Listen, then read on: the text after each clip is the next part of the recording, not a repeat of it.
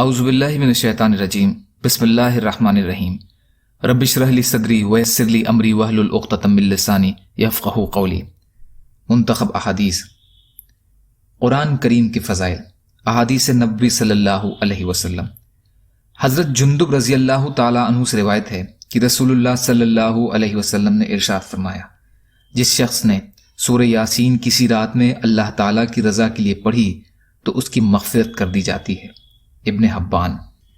حضرت عبداللہ بن مسعود رضی اللہ تعالیٰ عنہ فرماتے ہیں کہ میں نے رسول اللہ صلی اللہ علیہ وسلم کو یہ ارشاد فرماتے ہوئے سنا، جس شخص نے ہر رات سورہ واقعہ پڑھی اس پر فقر نہیں آئے گا۔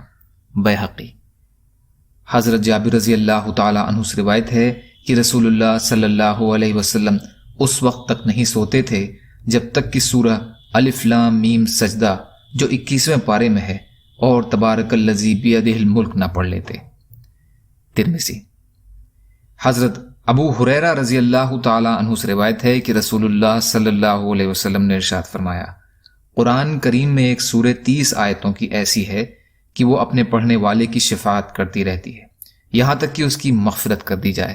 وہ سورہ ملک یعنی تبارک الذی ہے۔ ترمذی۔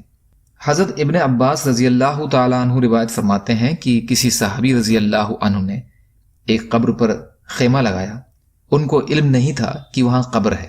اچانک اس جگہ کسی کو سورہ تبارک الذی پڑھتے ہوئے سنا تو نبی صلی اللہ علیہ وسلم سے آ کر عرض کیا کہ میں نے ایک جگہ خیمہ لگایا تھا، مجھے معلوم نہ تھا کہ وہاں قبر ہے۔ اچانک میں نے اس جگہ کسی کو تبارک الذی آخر تک پڑھتے ہوئے سنا۔ نبی اکرم صلی اللہ علیہ وسلم نے ارشاد فرمایا، یہ سورہ اللہ تعالیٰ کے عذاب سے روکنے والی ہے اور قبر کے عذاب سے نجات دلانے والی ہے۔ ترمذی۔ حضرت ابن مسعود رضی اللہ تعالیٰ عنہ فرماتے ہیں کہ قبر میں آدمی پر پیروں کی طرف سے عذاب آتا ہے تو اس کے پیر کہتے ہیں کہ میری طرف سے آنے کا کوئی راستہ نہیں، کیونکہ یہ سورہ ملک پڑھتا تھا۔ پھر وہ سینے یا پیٹ کی طرف سے آتا ہے تو سینہ یا پیٹ کہتا ہے میری طرف سے تیرے لیے آنے کا کوئی راستہ نہیں ہے، کیونکہ یہ سورہ ملک پڑھا کرتا تھا۔ پھر عذاب سر کے اوپر سے آتا ہے تو سر کہتا ہے کہ تیرے لیے میری طرف سے آنے کا کوئی راستہ نہیں ہے، کیونکہ یہ سورہ ملک پڑھا کرتا تھا۔ حضرت عبداللہ بن مسعود رضی اللہ عنہ فرماتے ہیں کہ یہ سورہ قبر کے عذاب کو روکنے والی ہے۔ تورات میں اس کا نام سورہ ملک ہے۔ جس شخص نے اس کو کسی رات میں پڑھا اس نے بہت زیادہ ثواب کمایا۔ مستدرک حاکم۔ یا اللہ ہم سب کو کہنے سننے سے زیادہ عمل کی توفیق عطا فرمائیے۔ یا اللہ رحم کا، کرم کا، عافیت کا، درگزر کا معاملہ فرمائیے، سچی توبہ کی توفیق عطا فرمائیے۔ یا اللہ ہماری بدعمالیوں سے درگزر فرمائیے، ہمارے اچھے اعمالوں کو قبول فرما لیجیے۔ یا اللہ آپ قادر مطلق ہیں، آپ کے لیے ہر چیز آسان ہے۔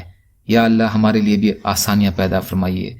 یا اللہ اپنے حلال میں سے ہمیں دے دیجیے اور اپنے حرام سے ہمیں بچا لیجیے۔ اپنے غیر سے یا اللہ ہمیں بے نیاز کر دیجیے۔